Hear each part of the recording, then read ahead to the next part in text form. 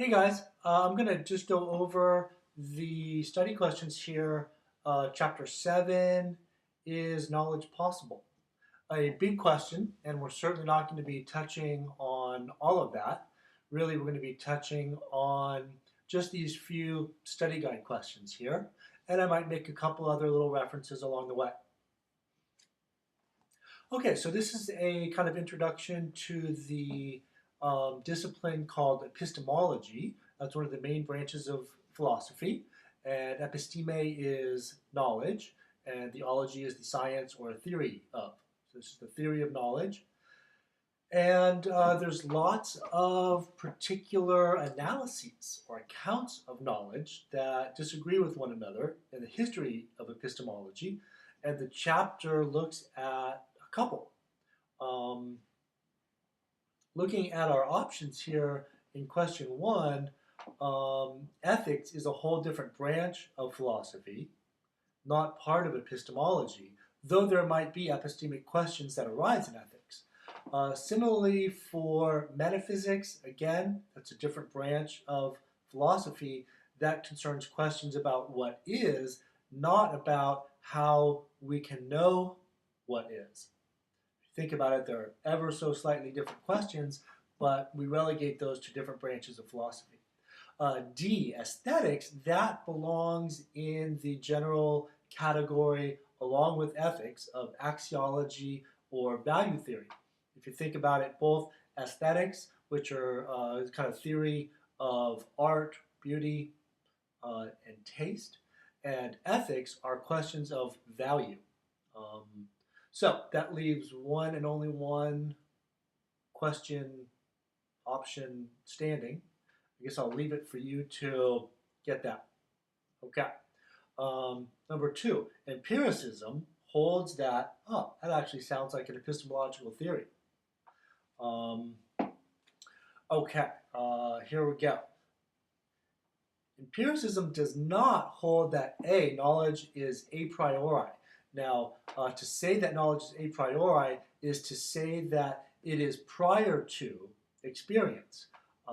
Some philosophers have argued not only that we do, but that we must have some knowledge prior to experience in order to get any knowledge from experience. Immanuel Kant is kind of the classic. I think Descartes had versions of this. A lot of people did. But there's a group of philosophers that hold that knowledge is attained prior to and independently of experience. Those are not empiricists. Empiricists deny a priori knowledge. They also deny that there are innate ideas in the mind.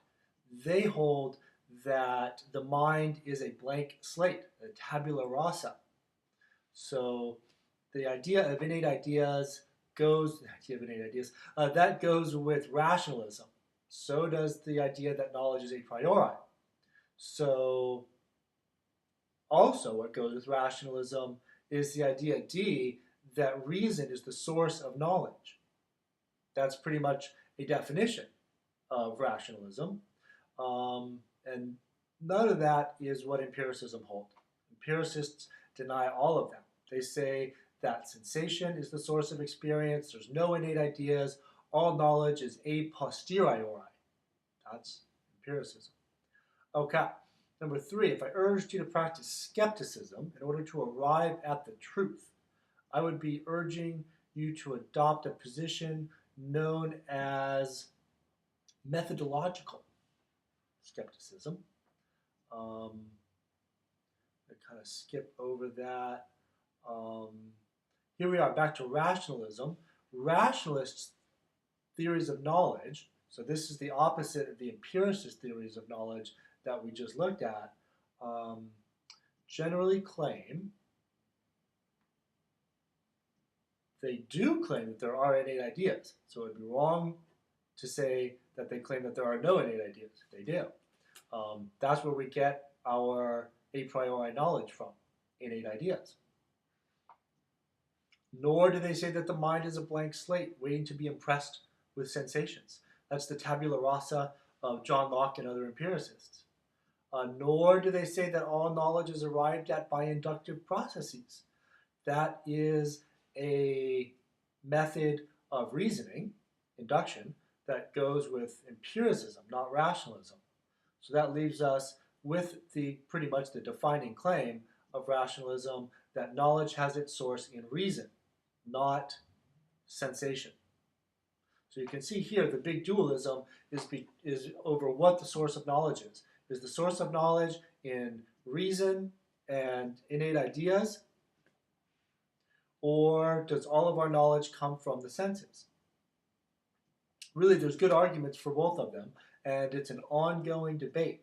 I mean, it might be that knowledge divides, and that some of it is certain types of it are more grounded in experience, and some types, think about mathematics or logic, necessary truths, are more grounded in reason and not from the senses. Okay.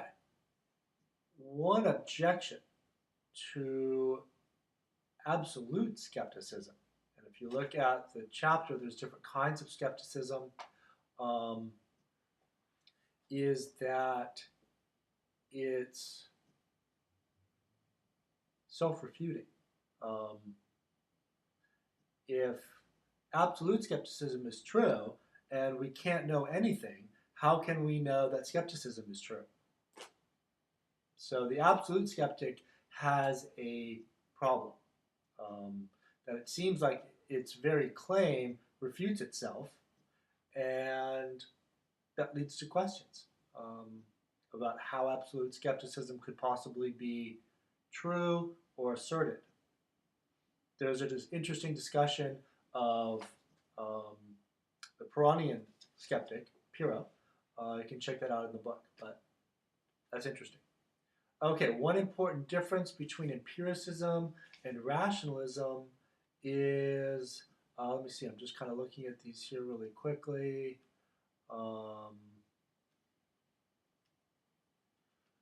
Yeah, so it wouldn't be A, that empiricism is a form of absolute skepticism and rationalism it is not. I mean, it might turn out that way. Empiricists have tended to be greater skeptics than rationalists, but that's not part of the very definition. You can certainly have empiricists that believe we can have knowledge and thus are not skeptics. Rationalism simply doesn't claim that all knowledge is a posteriori. If they claimed that, they would be empiricists. So that's not the difference.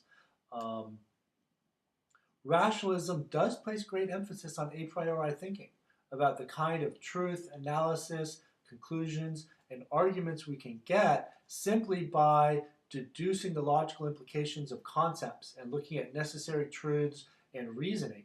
They think that we can get a lot of knowledge that way, and Plato, in particular, thought that really that's the only way that we can get knowledge of what's necessary, about the essences of things, isn't going to be looking at the changing variable world of becoming, but by analyzing and contemplating concepts and essences.